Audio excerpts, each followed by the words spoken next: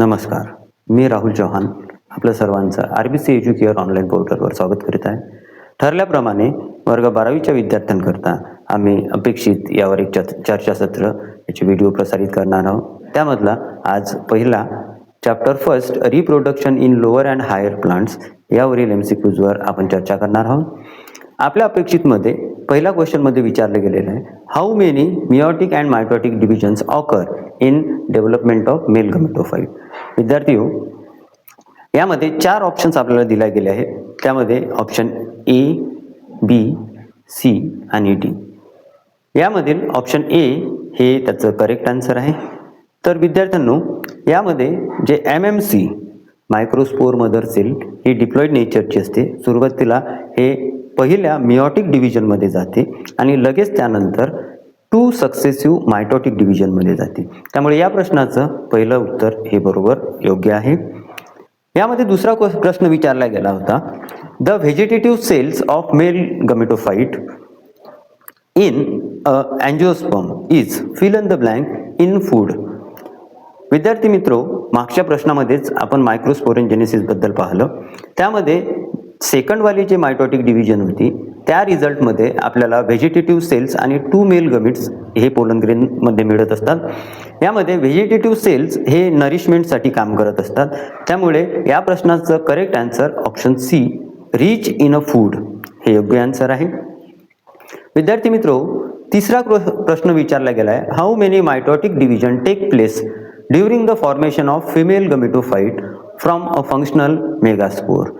विद्यार्थी मित्र हो, या प्रश्नामध्ये त्यांनी एम्ब्रिओ सॅकची डेव्हलपमेंट ज्या पद्धतीची झालेली आहे त्याबद्दल विचारलेलं आहे. तर या प्रश्नाचं C3 हे आन्सर योग्य आन्सर आहे. यामध्ये ज्या वेळेस एम्ब्रिओ सॅकची पूर्ण कंप्लीट डेव्हलपमेंट झालेली असते, 3 डिव्हिजन झाल्यानंतर आपल्याला 8 न्यूक्लिएटेड आणि 7 सेल अशी एक स्टेज मिळते. तर विद्यार्थी मित्रो, या प्रश्नाचं C3 हे आन्सर आहे. क्वेश्चन 4 यामध्ये त्यांनी पॉलिनेशन बद्दल विचारलेलं आहे. यामध्ये त्यांनी विचारलं की which of the following types required pollinator but result is genetically similar to ऑटोगॅमी.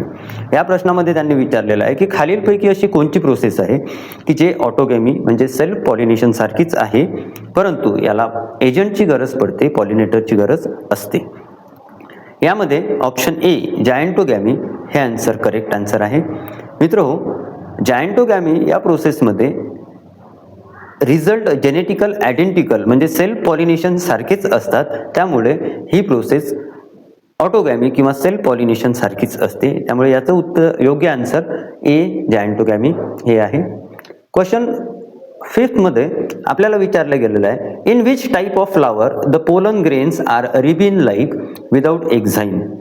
विद्यार्थी मित्रो, पोलन ग्रेनला 2 लेयर्स असतात, एक्झाईन आणि एंटाईन. त्यामध्ये एक्झाईन ही कोण्या पोलन ग्रेनमध्ये नाही आहे, कोण्या फ्लावरमध्ये सापडत नाही किंवा हे कोण्या प्रकारामध्ये असं अडॅप्टेशन नाही आहे, याबद्दल हा प्रश्न विचारला गेला आहे. ऑप्शन आपल्याला दिसतच आहे. त्यामध्ये ऑप्शन C, हायपोहायड्रोफिलस या टाईपच्या फ्लावरमध्ये पोलन ग्रेनला एक्झाईन आपल्याला पाहायला मिळत नाही. तर विद्यार्थी मित्रो, हायपोहायड्रोफिलस म्हणजे पाण्याद्वारे पॉलिनेशन होणे, याला आपण हायड्रोफिली असं म्हणत असतो.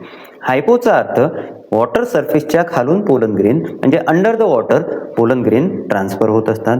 त्यामुळे याला एक्झाईनची गरज पडत नाही. तर याचं करेक्ट आन्सर C, हायपोहायड्रोफिलस असे आहे. या चॅप्टरवर हे सुरुवातीचे 5 क्वेश्चन्स अपेक्षितमध्ये विचारले गेलेले आहे. पूर्ण 20 क्वेश्चन्स या चॅप्टरवर विचारले गेलेले आहेत अपेक्षितमध्ये. यानंतरच्या व्हिडिओमध्ये ते आपल्याला मिळतीलच. धन्यवाद. यांचा सगळ्यांनी लाभ घ्यावा.